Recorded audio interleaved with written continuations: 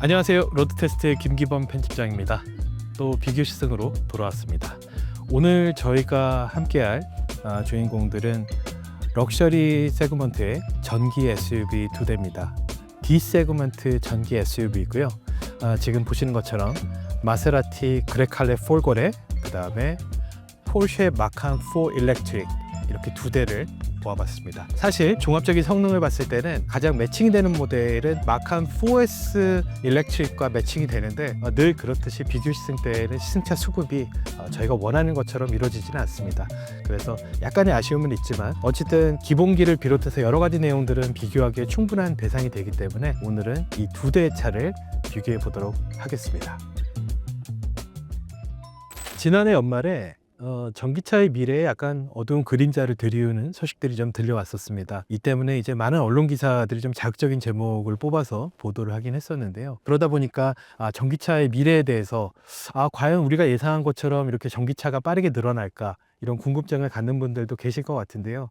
사실 제품만 놓고 봤을 때는 내연기관차를 타다가 전기차를 탄 다음에는 되돌아가기는 쉽지는 않습니다. 소모성 부품이나 정비의 필요성이라든지 또 가속 감각이라든지 여러 가지 연결된 부가 기능과의 어떤 매칭들, 이런 상호작용들이 훨씬 더 원활하고 매끄럽기 때문에 궁극적으로는 우리가 타고 있는 모든 이동수단들이 가야 할 논리적으로 귀결될 수 있는 지점이라고 생각을 하고 있습니다. 다만 그 시점에 있어서는 우리가 예상했던 것보다는 조금 더 늦춰질 것 같다, 이런 상황이라고 말씀을 드릴 수 있을 것 같아요. 마칸은 원래 엔진 마칸이 2014년에 먼저 데뷔를 했었고, 이제 나중에 근 10년 정도 지나서 순수 전기차 버전이 추가가 됐었는데, 포르쉐는 애당초 굉장히 빠른 전동화로 전환을 예상을 하고 엔진을 얹은 마칸의 후속 모델을 기획하지 않았었습니다. 하지만 지금 이렇게 상황이 빠르게 급변을 하면서 포르쉐에서는 부랴부랴 지금 E급의 엔진 얹은 SUV를 새로 개발을 하고 있다는 소식이 들려옵니다. 따라서 이 D 세그먼트 SUV 시장에서 포르쉐는 앞으로 최소한 한 2년 동안은 엔진 얹은 모델을 판매할 수 없고 일렉트릭으로만 승부를 봐야 되는 상황입니다. 그리고 마세라티 그레칼레는 마세라티 브랜드 최초의 전기 SUV입니다. 르반떼는 지금 현재 단종된 상태고, 르반떼도 후속이 나올 때까지 한 2년 정도 이상 시간이 필요하기 때문에 아마도 그 기간 동안 가장 잘 팔리는 장르인 SUV, 또 그 중에서도 가장 핫한 세그먼트인 D 세그먼트에서는 그레칼레가 모든 판매 견인차 역할을 해야 되는 좀 부담을 짊어지고 있습니다. 그리고 이 두 대의 차, 둘 다 순수 전기차입니다. 하지만 기술적으로 면밀히 들여다보면 약간의 차이는 있습니다. 그레칼레는 내연기관과 겸용 플랫폼을 이용을 하고 있습니다. 조르지오 플랫폼이라고 하는데요. 2016년에 FCA 그룹 당시에 알파로미오를 시작으로 얹었던 준대형부터 대형까지 뒷바퀴 굴린 기반의 플랫폼인데, 스텔란티스가 출범을 하면서 PHEV나 전기차용으로 수정을 거쳤습니다. 그래서 그 플랫폼을 지금 그레칼레 폴고레도 쓰고 있고, 그란 카브리오, 그란 투리스모 폴고레도 같이 나눠 쓰고 있습니다. 그래서 플랫폼의 세대만 봤을 때는 약간 엔진 시대와 전기차 시대의 중간에 걸쳐 있는 상태입니다. 반면 마칸 같은 경우는 아우디와 포르쉐가 공동 개발한 PP, 프리미엄 플랫폼 일렉트릭을 쓰고 있는데요. 이 플랫폼은 완전히 전기차 전용입니다. 그래서 포르쉐의 전기차 가운데서도 타이칸은 아직까지는 PP 플랫폼을 쓰고 있지는 않거든요. 다른 플랫폼을 쓰고 있습니다. 그래서 엔진 시대의 그 셰시 감성이 타이칸에 약간 살아 있었다면은 마칸은 전혀 다른 디지털 감성을 갖고 있습니다. 그레칼레는 400V 전기차 아키텍처입니다. 그리고 마칸 일렉트릭은 800V입니다. 그래서 현재 PP 플랫폼들이 800V 시스템을 쓰고 있고, 예외적으로 타이칸이 이제 PP를 쓰지 않지만 800V를 쓰고 있는데, 이 전압이 높을수록 실은 이제 충전 속도에 굉장히 차이가 있습니다. 충전 속도를 비롯해서 여러 가지 전장 시스템을 구동하는 데 있어서 훨씬 더 넉넉한 용량을 가진 800V 플랫폼이 압도적으로 유리한 게 사실입니다. 400V와 800V 어떤 그 전기차 플랫폼의 차이는 소비자가 운전하면서 느끼기는 그렇게 쉽지가 않을 겁니다. 하지만 충전을 할 때 피부에 바로 다가오는데요. 저희가 지금 이 시승차들을 사흘째 운전을 하고 있는데, 그레칼레는 일단은 마세라티가 제시하는 급속 충전 속도는 배터리 잔량 20%에서 80%까지 29분 정도 걸린다고 합니다. 충전 속도가 150kW일 때 기준입니다. 그리고 마칸 일렉트릭은 훨씬 빠릅니다. 배터리 잔량 10%에서 80%까지 충전하는데 한 20분 정도면 가능하다고 이야기를 하고 있습니다. 그레칼레 같은 경우는 일단은 지금 옵션만 4천만 원 이상이 들어간 차고 이 차의 가격은 1억 6천만 원대입니다. 마세라티 코리아에서 프로모션을 하고 있어서 2천 몇백만 원 정도를 지원을 해준대요. 그래서 실질적인 구매가는 1억 3천만 원대 정도가 되는 거고, 마칸 4 일렉트릭 같은 경우는 옵션이 한 3천만 원 정도 들어가 있습니다. 그래서 이 차의 차량 가격은, 시승차의 가격은 1억 3천만 원대입니다. 그래서 공교롭게 두 차의 시작 가격은 다르고 라인업 내 그레이드가 다르긴 하지만 두 차가 가격은 비슷하게 1억 3천만 원대라는 사실을 염두에 두고 이번 비교를 지켜봐 주시면은 좀 더 관전 포인트가 될 것 같다는 생각이 듭니다. 네, 그레칼레 폴고레 운전을 시작했습니다.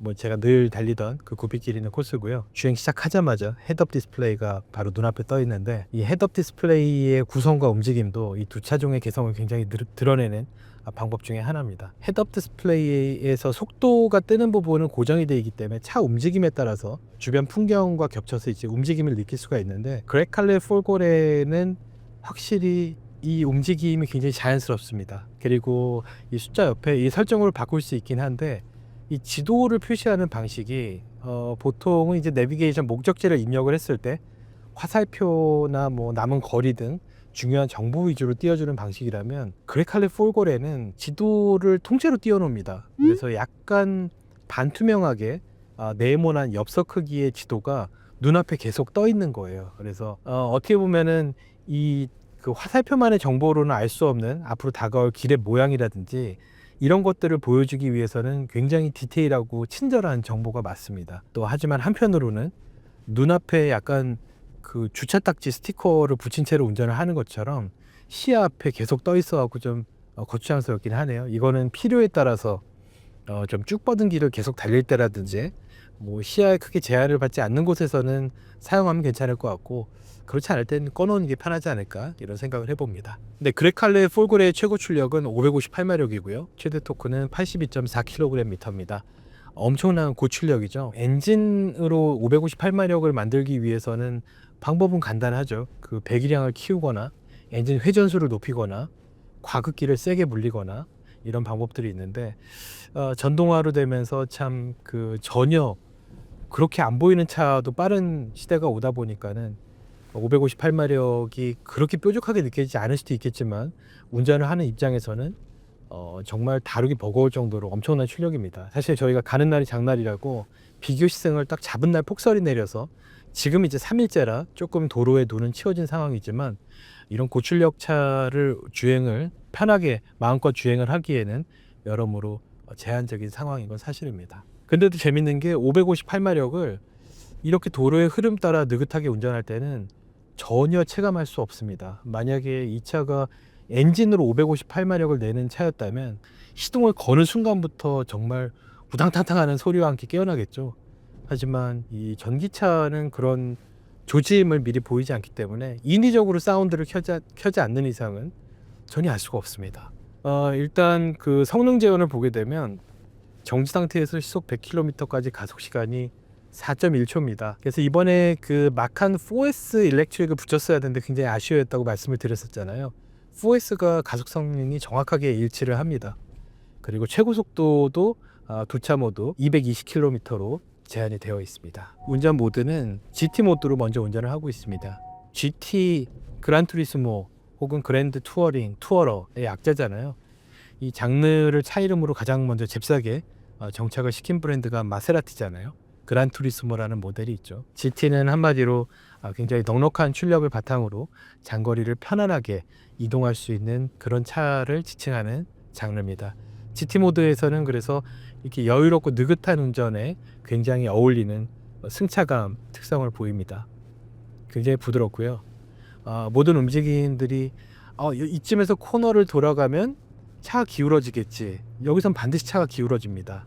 그리고 어느 정도 자잘한 여진도 나고 내가 예상한 움직임을 차가 그대로 보여주기 때문에 굉장히 편안하고 자연스럽습니다. 그리고 이 상태에서 이제 스포츠 모드로 바뀌게 되면 스포츠 서스펜션과 스포츠 사운드가 작동을 하게 됩니다. 그래서 인위적 만들어진 소리긴 하지만 감흥을 살릴 수 있는 사운드가 가미가 되고 서스펜션도 좀 더 딱딱해지는데, 이게 스포츠 모드와 일반 노멀 모드의 서스펜션 감쇄력 차이가 있는 차들을 타보면은 거기서 좀 지향점이 굉장히 나뉩니다. 특히 뭐 BMW 같은 경우는 이 탄성 계수를 높인 듯한 이런 느낌 정도로 스포츠 모드와 차이를 두는 브랜드가 있는 반면, 마세라티 특히 그레칼레 폴고레 스포츠 모드는 노멀 모드와 굉장히 틀립니다. 위아래 수직 방향의 움직임이 굉장히 생겨서 약간 덩덩덩덩 거리면서 가는 굉장히 하드하게 튜닝 세팅된 어떤 경주차 혹은 어떤 트랙 전용 차를 타는 듯한 이런 비슷한 기분을 느낄 만큼 차이점을 확실히 주고 있습니다. 그러니까 약간 쫄깃해지는 이런 정도의 차이를 주는 브랜드의 차종들은 이런 길에 스포츠 모드를 쓰는 게 굉장히 즐겁습니다. 하지만 저는 그레칼레 폴고레는 그냥 GT 모드가 더 좋은 것 같아요. 이 스포츠 모드는 말 그대로 트랙처럼 불필요한 요철이 없는 노면을 빠르게 주행할 때는 굉장히 도움이 될 것 같습니다. 그거는 어떻게 보면 마세라티의 뿌리와도 좀 맞닿아 있는데, 마세라티는 레이스 카를 만드는 제조사로 시작을 했잖아요. 그래서 이제 마세라티가 처음에 시작을 하자마자 정말 어마어마한 명성을 얻었습니다. 레이스에서 두각을 나타내는데, 더 놀라웠던 것 중에 하나는 거대한 자본력을 바탕으로 어떤 규모의 경제를 실현한 큰 레이싱 팀이 아니라 말 그대로 형제들이 모여서 만든 가내수공업 형태의, 어떻게 보면 포르쉐도 이제 페르난트 포르쉐라는 창업자가 있었고 그 이후에 아들이 물려받은 페리 포르쉐가 실질적인 스포츠카 제조사로서의 포르쉐를 만들어 갔는데, 정말 탁월한 사람들이 이 브랜드의 시작을 이끌었던 케이스라는 점에서는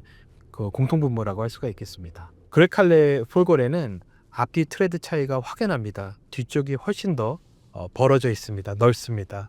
타이어 역시 앞에보다 뒤를 훨씬 더 두꺼운 걸 쓰고 있고요. 어떻게 보면 전통적인 그 레이스카의 구성입니다. 후륜 구동의 트랙션을 최대한 잘 살리고 접지력을 만들기 위해서 뒤쪽을 떡 벌어지게 설계를 한 거죠. 근데 재밌는 게 마칸 일렉트릭은 트레드가 앞이 더 넓습니다. 물론 마칸 일렉트릭도 뒷타이어를 더 두꺼운 걸 끼기는 하는데 일단은 그 앞뒤 트레드의 차이는 아무래도 마칸 일렉트릭이 뭐 직진 안정성이나 앞바퀴 트랙션 확보를 위해서 좀 묘안을 짜냈다는 생각이 듭니다. 보통의 경우에는 앞에 트레드를 넓게 하는 경우가 그렇게 많지는 않거든요. 포르쉐는 결과를 중시하는 거고요. 마세라티는 그 과정, 이 구성 자체도 우리 전통적인 가치관과 맞아야 된다. 이런 차이가 아닐까. 저는 나름대로 그렇게 해석을 해보고 있습니다. 스포츠 모드 서스펜션은 속도를 높이니까 전반적으로 뒤쪽으로 하중이 몰리고 차가 눌리면서 딱 기분 좋은 세팅으로 바뀌는데, 이게 스포츠 모드로 너무 중저속으로 달릴 때는 너무 덜덜거렸는데 속도를 높이니까 차분해지네. 차가 소리가 뭐 아주 큰 소리는 아니지만 너무 밋밋하지 않게 적당하게 분위기를 잘 만들어주고 있습니다. 전반적으로 움직임이 좀 많아요. 이 차가 이렇게 요철에 대한 반응도 그렇고 코너를 돌아갈 때에도 다양한 방향의 충격을 받으면서 차가 반응을 하잖아요. 그런 자잘한 움직임들이 굉장히 많습니다. 근데 이제 그게 뭐 최신 막 물리력을 좀 눈속임할 수 있는, 감출 수 있는 신기술이 많이 탑재된 차를 타지 않았던 입장에서는 굉장히 자연스럽습니다. 원래 이러니까, 차는 원래 이런 거니까. 그러니까 그런 자연스러운 움직임이 어떤 피칭이랄지 급가속을 할 때 고개를 이렇게 딱 쳐들고 달려나가는 이런 자세라든지 움직임들이 어떻게 보면 이렇게 좀 템포를 높여 주행할 때 추임새를 넣어주는 것처럼 어떤 면에서는 좀 즐거움을 높여주는 요소이기도 하다는 생각을 합니다. 그 마세라티는 정확하게 그쪽 노선으로 생각을 한 것 같고요. 그래서 트랙 주행으로 치자면은 드라이버들의 역량을 평가하는 다양한 기준이 있지만, 우수한 드라이버일수록 몇 랩을 달리던 그 편차가 크지가 않거든요. 그 편차가 크지 않은 운전에는 좀 마칸 일렉트릭이 좀 더 어울린다면은, 그레칼레 폴고레는 말 그대로 뭐 썬데이 레이서라든지 젠틀맨 드라이버처럼 정말 일상에 좀 스트레스를 풀기 위해서 가끔 한 번씩 달리는 사람들이 그때 어떤 그 순간에 어떤 감흥을 극대화할 수 있는 그런 성격을 가진 차라는 생각이 듭니다. 기본적으로는 굉장히 편안한 차입니다. 편안한 차인데 일단은 들쑤시기 시작하면은 정말 전혀 예상 못했던 반전 모습이 드러나는 거죠. 어마어마한 힘과. 근데 그 과정들이 굉장히 좀 따뜻한 느낌이 있습니다. 냉정한 느낌이 없습니다. 고성능을 풀어낸 차긴 하지만, 이게 오늘 이 비교를 하는 이 두 차종의 차이를 가르는 결정적인 요소가 아닐까 싶은데요. 아마도 이제 똑같은 템포로 마칸 일렉트릭으로 달려보면 더 명확하게 드러날 것 같습니다. 그래서 이렇게 쭉 뻗은 구간에서 밟아보면 어마어마합니다. 정말 무시무시하게 달려나갑니다. 그리고 전반적으로 소리는 마칸보다 더 많이 들어옵니다. 특히 뒤쪽에서 바람 소리 같은 것들이 들어오고, 그래서 이 차 달리고 있구나, 움직이고 있구나, 내가 조종하고 있구나, 굉장히 좀 날것의 느낌을 전달을 해주죠. 이게 좀 비약일 수도 있는데 전반적인 뭐 디자인도 그렇고 뭐 패키징도 그렇고 이런 주행 감각도 그렇고 약간 굉장히 좀 전통을 중시를 하는 어떤 보수적인 가치관이 드러납니다. 저는 그게 약간 이탈리아의 어떤 국가적 특성이 아닐까 해석을 해보는데, 좋은 결과를 위해서 새롭거나 기존에 해보지 않았던 것 혹은 기존의 가치관과 대비되는 것들을 스스럼 없이 받아들인다기보다는 일단은 절대 흔들리지 않은 중심축이 있고 그걸 바탕으로 새로운 것들을 더해나가는 이런 점진적인 진화 방식이 이탈리아 브랜드, 특히 마세라티가 추구하는 방향이 아닐까 싶습니다. 그랬던 브랜드가 전동화를 이제 전기 SUV를 처음 만들면서 그런 기념비적인 도전을 좀 잘 과시하고 싶어서 그런 부분들이 이제 외부의 디자인 요소라든지 디스플레이와 디지털 버튼으로 다 대체를 하는 이런 방식으로 구현이 되지 않았나 그런 생각을 해봅니다. 이제 신형 르반떼가 나왔을 때 또 봐야죠. 그레칼레 폴고레를 운영하면서 여러 가지 피드백들을 받았을 테니까, 뭐 그란 카브리오, 그란 투리스모도 마찬가지고 그 피드백들이 또 반영이 되겠죠. 이탈리아에서 그란 카브리오 폴고레를 시승할 때도 느꼈지만 분명히 전동화, 100% 전동하고 또 굉장히 디지털화된 차종임에도 불구하고 어딘지 모르게 아날로그적인 감성들이 군데군데 남아 있어서 굉장히 흥미로웠던 그런 기억이 있는데, 그레칼레 폴고레도 그런 비슷한 느낌으로 겹치는 부분들이 많이 있습니다. 이 무게중심의 이동을 차의 거동으로 고스란히 느낄 수 있고 내 조작을 왜곡 없이 반영하는 이런 모습들이 굉장히 편안함을 주는 요소입니다. 추월이라든지 어떤 회피 기동을 위한 순간 가속을 위해서는 GT 모드에서는 약간 지연이 느껴지네요. 그 잠재력을 100% 끌어내기 위해서는 결국은 스포츠 모드로 와야 되는 것 같습니다.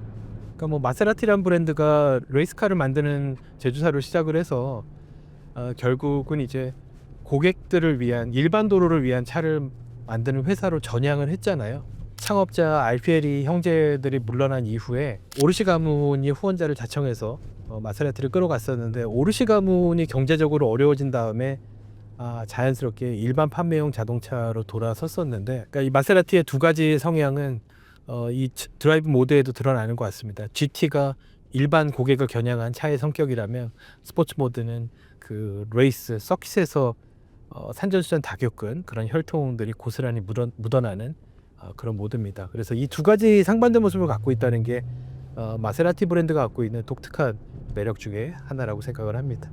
자, 이제 같은 코스를 마칸 4 일렉트릭으로 달려보겠습니다. 일단 최고 출력은 408마력입니다. 그래 실은 계속 4S 일렉트릭이 매칭이 된다고 말씀드렸었는데 4S 일렉트릭은 516마력이거든요. 그래도 뭐 558마력보다는 조금 낮긴 한데 어쨌든 뭐 시승차 수급 여건상 어쩔 수가 없는 부분입니다. 그래서 최대 토크도 마칸 4 일렉트릭은 66.3kgm입니다. 아까 82.4에 비해서 상당히 차이가 나죠. 그래서 사실 성능적인 부분에 있어서는 꽤 격차가 나기 때문에 어떤 전반적인 차의 거동 위주로 비교를 해보는 게 맞을 것 같습니다. 그리고 정지 상태에서 시속 100km까지 가속 시간은 5.2초입니다. 또 이 4S 일렉트릭은 4.1초로 똑같아요. 그레칼레 폴고레랑 약간의 그런 격차가 존재한다는 사실은 감안을 해주셨으면 좋겠습니다. 그리고 스틸 스프링을 쓰고 있고 지금 일반 노멀 모드로 주행을 하고 있습니다. 그래서 모드가 전부 네 가지인데요. 오프로드 모드가 있고 노멀이 있고 스포츠가 있고 스포츠 플러스가 있습니다. 물론 이제 그 맥스 레인지처럼 연비만을 생각하는 모드가 따로 없다는 것도 좀 특이합니다. 주행하면서 계속 이제 헤드업 디스플레이 언급을 하고 있는데, AR 헤드업 디스플레이의 기능 중에 하나가 이 도로 윤곽에 만약에 바깥쪽 라인을 제가 밟으면 그 윤곽의 모양대로 빨간색 선을 쫙 그어줍니다. 실제 풍경에다가 디지털로 정보를 더 씌운다는 그런 점 때문에 증강현실 헤드업 디스플레이라고 이름을 붙였습니다. 그레칼레 때도 이야기를 했지만 이 헤드업 디스플레이 움직임이 마칸에서는 조금 더 굉장히 뭐랄까요? 현란합니다. 그만큼 차체 움직임이 굉장히 미세한 단위로 움직인다는 거를 저는 이제 그렇게 해석을 하고 있습니다. 정말 운전대를 살짝 꿈틀만 해도 이 헤드업 디스플레이에 뜬 정보가 탁탁 옮겨지는 이런 굉장히 절도 있게 움직이거든요. 그래서 이 차의 움직임을 보여주는 하나의 또 지표가 될 수 있겠다는 생각도 듭니다. 그리고 전기차 시승 때 뭐 여러 번 이야기를 했지만 150kW 정도, 대략 한 200마력 정도의 출력으로도 실은 내연기관 200마력과 달리 전기차 200마력은 정말 그 답답함을 충분히 해소할 만큼의 추진력을 갖고 있습니다. 그런 면에서는 그레칼레 폴고레와 비교를 하니까 상대적으로 마칸4 일렉트릭의 어떤 성능 제원이 조금 더 겸손하게 느껴지는 거지, 이 자체로도 뭐 굉장히 강력한 힘을 갖고 있는 건 맞습니다. 그리고 지금 마칸4 일렉트릭은 옵션으로 뒷바퀴 조향을 갖췄습니다. 옵션표 보니까 270만 원 정도 하던데 그 돈 정말 아깝지 않은 옵션 중에 하나입니다. 이 움직임이 훨씬 더 빠릿빠릿하고 민첩합니다. 그리고 주차장에서 이렇게 차 방향 전환하고 빠져나올 때 정말 신기해요. 그리고 PASM이 들어가 있어서 전반적으로 셰시 관련 통제를 하는 기능들이 다 들어가 있습니다. 여기에 뒷바퀴 스티어링까지 결합을 하다 보니까 사실은 에어스프링도 굉장히 비싼 장비거든요. 근데 에어스프링보다 오히려 뒷바퀴 스티어링이 이런 굽이길에서는 좀 더 실질적으로 피부에 와닿는 체감 효과를 주는 것 같습니다. 그레칼레 폴고레의 브레이크가 이 밟을 때 담력이 굉장히 부드럽습니다. 약간 폭신하게 꺼지는 느낌이 나는데 물론 그렇다고 해서 제동력에 문제가 있다는 얘기는 아닙니다. 제동력은 충분히 선형적으로 뿜어져 나오는데 밟았을 때 느낌이 약간 558마력이 주는 기대치보다는 너무 소프트하지 않나? 이런 느낌을 주는데 마칸4 일렉트릭은 굉장히 정직합니다. 일정한 담력으로 밟았을 때 꾸준하게 어떤 팽팽하게 반발력을 유지를 하면서 밟힙니다. 그래서 밟으면서 내가 브레이크 페달을 어느 정도 깊이로 밟았다는 거를 발끝 감각으로 정확하게 인지를 할 수가 있는 거죠. 그러니까 모든 것들이 굉장히 논리적입니다. 이 마칸 일렉트릭에서는 그거는 뭐 브랜드의 차이라고도 볼 수도 있겠죠. 그리고 좋은 결과를 얻어내기 위해서는 약간 물리력을 왜곡하는 듯한 착각을 주는 그런 기술들을 많이 갖고 있기 때문에 제가 포르쉐 브랜드의 가장 큰 특징 중에 하나가 운전자에게 굉장히 성취감을 안겨줍니다. 내가 실제보다 굉장히 운전을 잘한다는 자신감을 심어주는 브랜드가 포르쉐라고 생각을 하는데 정교한 의도에 따른 결과입니다. 실제로 소비자가, 운전자가 그런 느낌을 받길 바라고 그로 인해서 포르쉐의 팬이 되길 바라기 때문에 정말 정교하게 설계된 어떤 그런 시나리오에 따라서 저희가 감정을 느끼고 반응을 하는 거죠. 그것도 브랜드 정체성을 만들어가는 방법 중에 하나죠. 그레칼레 폴고레가 내가 예상한 대로 움직여줘서 마음이 편했다면 마칸4 일렉트릭은 예상한 것보다 더 좋은 움직임이 나와서 나를 놀라게 하는 그런 매력을 갖고 있습니다. 때로는 약간 의아한 생각이 들 정도로요. 사실 승차감을 좌우하는 기준이 어떤 스프링의 종류는 아닌 것 같습니다. 에어 스프링이라고 해서 무조건 모든 노면, 모든 주행 상황에서 최적의 어떤 승차감을 뽑아낸다는 거는 좀 환상인 것 같고요.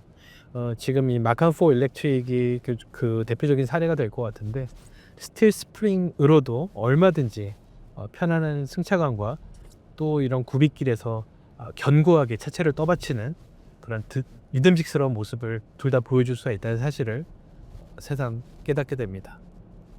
이런 게 이제 노하우죠. 그리고 브랜드의 출발점도 마세라티는 정말 레이스카를 만들다가 일반 도로용 차를 만들었지만 포르쉐 같은 경우는 이제 페르디난드 포르쉐는 심지어 이탈리아 회사도 용역받아서 일을 많이 했었는데 정말 경주차 설계의 귀재였습니다. 천재 엔지니어였는데 페리 포르쉐 역시 그 아버지의 천재성을 고스란히 물려받았음에도 불구하고 이 포르쉐라는 브랜드의 시작, 레이스카 만드는 회사가 아니었습니다. 레이스는 이 브랜드를 알리기 위해서 의도적으로 출전을 했던 거고요. 그러다 보니까 좀 더 고객 눈높이에 맞춰서 차를 어떤 구성하고 세팅하는 이런 노하우는 포르쉐 역사가 훨씬 길죠. 그래서 어떤 상황에서도 좀 극적인 느낌을 주는 순간들이 적습니다. 마칸 일렉트릭은 그런 부분들을 다 발라냈습니다. 좋은 기억만 남겨놓게 아주 치밀하게 의도를 해놨습니다. 그래서 실은 마칸 국내 출시를 했을 때 그때 포르쉐 코리아가 이제 서울에서 양양까지 가는 코스를 마련을 해서 다양한 노면에서 주행을 해봤는데 사실 그때 차를 타보고 텍스트 시승기를 못 썼습니다. 이유 중에 하나는 새로운 기준의 포르쉐를 제가 좀 받아들이지 못했던 것 같아요. 그래서 자꾸 폭스바겐 그룹사의 다른 전기차와 오버랩이 되는 거예요. 모든 느낌들이. 그래서 ID4라든지 혹은 또 심지어 플랫폼조차 같은 아우디 Q6 이트론이랄지 이게 포르쉐만의 느낌이라면 조금 더 좀 반전도 있어야 되고 강약이 있어야 되는데 너무 플랫하고 논리적이어서 약간 그런 감흥이 좀 떨어졌던 게 사실입니다. 그래서 과연 포르쉐다움이 무엇인가라는 고민을 하다가 결국은 텍스트 시승기를 완료를 하지 못하고 그냥 지나갔던 경험이 있는데, 오늘 또 타보면서 느낀 점도 그때 생각과 다르지는 않습니다. 스포츠 모드로 바꾸니까 소리가 추임새를 넣어주네.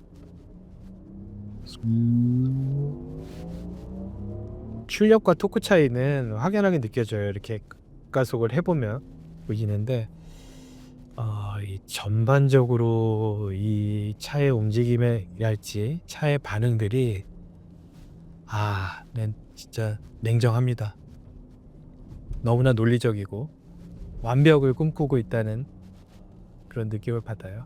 이게 결국은 이 디자인이나 이런 구성, 짜임새, 감성 품질, 마칸 일렉트릭의 이런 구성에 끌린다면 주행 감각도 결이 정말 똑같습니다. 그래서 좋아하지 않을 수가 없어요. 그런 분들한테는 고민할 것도 없습니다. 그냥 그레칼레는 그냥 저런 좋은 차가 있구나, 근데 난 이거 사야지, 이런 분들도 계실 거예요.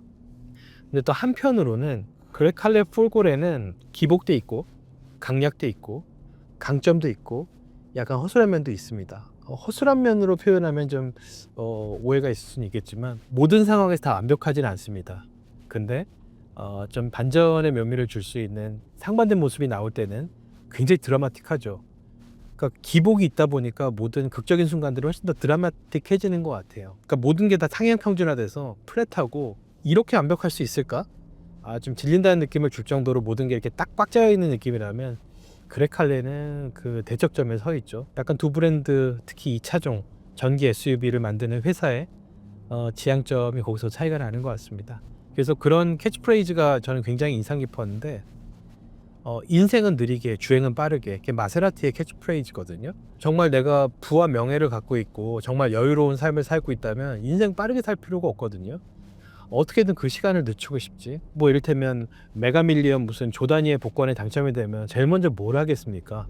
건강검진 받아야죠. 그 돈 다 쓰려면 오래 살아야 되는데. 약간 그런 귀족적인 마인드에서 출발을 해서 어떤 차의 디자인이랄지 설계랄지 주행 감성이랄지 이런 것들이 다 스며들어 간 것 같아요, 마세라티는. 약간 이 우주 사운드 같은 소리, 이건 뭐 타이칸에서도 느꼈던 소리지만 이 소리 괜찮은 것 같아요. 너무 엔진음을 인위적으로 한 것보다는. 그래서 아이오닉 6N 리뷰 때도 말씀드렸는데 현대차는 그냥 대놓고 이거 좋아할 거다, 그래서 정말 전형적인 내연기관 소리를 가상 사운드로 넣었잖아요, 고를 수 있게. 반면 이제 포르쉐는 그거 안 하겠다고 선언을 했었는데, 포르쉐가 저변을 넓히려는 노력은 기존에도 꾸준히 해왔었습니다. 그래서 한때는 폭스바겐은 4기통 엔진을 언제 914라는 모델도 만들었었고 여러 가지 시도를 했었는데 그 기존의 시도들은 그렇게 성공적이지 않았습니다. 하지만 박스터로 일단은 히트를 쳤고, 박스터 덕분에 돈을 많이 벌어서 카이엔을 개발할 수 있었고, 카이엔으로 엄청난 돈을 번 덕분에 굉장히 다양한 시도들을 할 수가 있었는데, 포르쉐가 지금 약간 전동화로 전환하는 과도기에 있어서 약간 전략적으로 너무 좀 앞서서 전동화를 추진했다가 지금 시행착오를 거치고 있는 상태입니다. 포르쉐가 해마다 실적을 발표할 때 제가 기억하는 기자 생활을 하면서 근 거의 10년 동안은 역대 최고라는 타이틀이 붙었었는데, 지난해 이제 처음으로 그 역대 최고의 수식어가 사라졌죠. 지금 약간 과도기 진통을 겪고 있습니다. 그 과정은 어떻게 보면은 저 같은 소비자, 또 포르쉐를 경험하지 않은 젊은 연령대가 공존하는 이런 시장에서 새로운 가치관, 포르쉐라는 브랜드에 대한 새로운 정체성을 심어주기 위한 진통이라는 생각이 듭니다. 천병 역할을 자청을 한 게 마칸 일렉트릭이었고요. 근데 뭐 글로벌 판매를 보게 되면 일단은 저처럼 기존 포르쉐랑 이게 달라 저게 달라 잔소리 하는 사람도 있지만 포르쉐인데 이 가격에 이런 성능에 이런 첨단 디지털 장비들을 다 얹고 환영하는 소비자들이 많았던 겁니다. 그래서 실질적으로 마칸 일렉트릭이 굉장히 판매를 열심히 견인을 하고 있죠. 그리고 까이엔이 신형으로 거듭나기 위해서 약간의 공백기를 가졌던 만큼 마칸 일렉트릭의 역할이 최근에 굉장히 중요했고 앞으로도 한동안 굉장히 중요한 역할을 이어갈 전망입니다. 그런 면에서 마칸 일렉트릭은 어떻게 보면 포르쉐 입장에서는 좀 도박일 수도 있었지만 어쨌든 새로운 신규 소비자를 포용하는 측면에서는 예상했던 것만큼 다행히 시장에 잘 안착했다는 생각을 하고 있습니다.